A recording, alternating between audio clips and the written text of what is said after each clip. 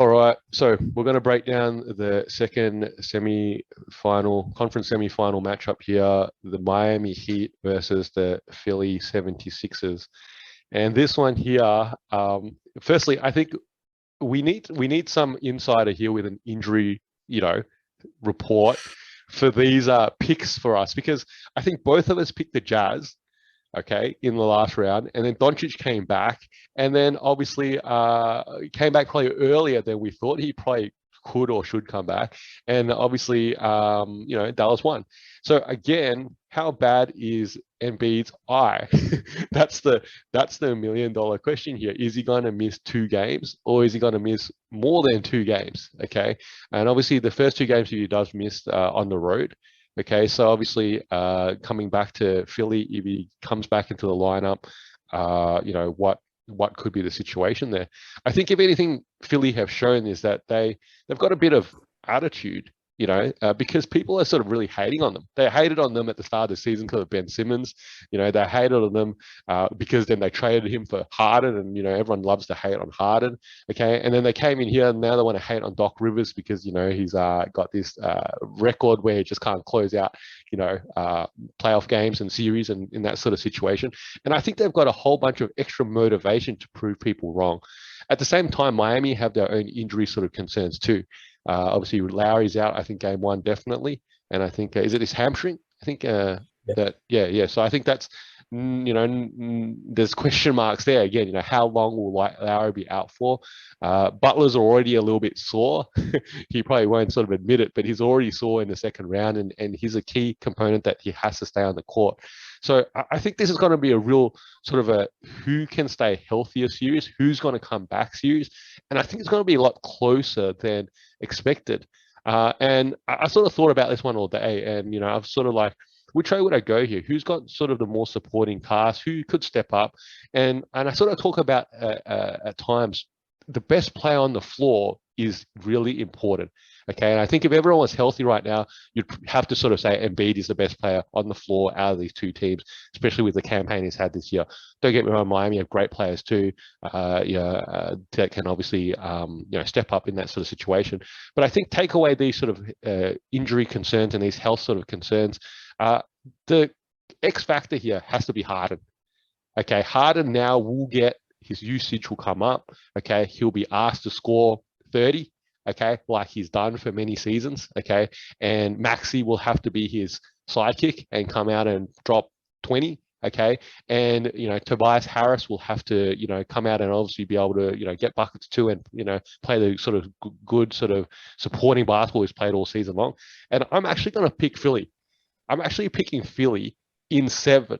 Okay, I'm picking Philly in 7. Okay, because I'm banking firstly Embiid does come back. Okay, if Embiid does not come back, okay, if he doesn't come back, he comes back like game 4 and they're already down 0-3. Yeah, okay, maybe I should change my pick right now. But I'm picking that Embiid will come back at least by game 3. And if he does, okay, I'm saying that there is the potential to just split these 2 games in Miami and they come back to Philly 1-1. Okay, I'm picking Philly in 7. You're so excited, which is great. I don't share any of that enthusiasm for you. Um, I'm going the complete opposite way, man. I think Miami sorts us out in 5. I think that they do not muck around here. The injuries is really valid. So I just pulled up the injury list for both teams as of yesterday. For the Sixers, Joel obviously being out, he will not be traveling for game 1 and 2 at all. Yep. And Charles Bassey, whoever that is, he's not playing in Toronto. But when you look at the Miami list, it gets a bit more concerning. Hero is out with illness. Martin is out with an ankle, or at least questionable. A lot of questionables for them. Morris is questionable. Butler is questionable with a knee. Tucker is questionable with a calf. Strus is questionable with a hamstring. And Lowry is confirmed to be out with the hamstring injury. Now, the reality is that they'll strap the ankles. I'm sure Tyler Hero will feel a little bit better. Butler's going to push through. So these injuries are more how much does it impact their play, not their availability. But the Miami Heat, the reason why I would go with them, not because they're my pick to make the finals, but they're the better team. And your single player theory is, very valid a lot of the times in the playoffs. But we could both make a contested case. In the Atlanta series, Trey, by name, should have been the best player in that series. He's probably going to make All NBA, and no one else on those two teams would have. Maybe Jimmy Butler would have, but he didn't play enough games.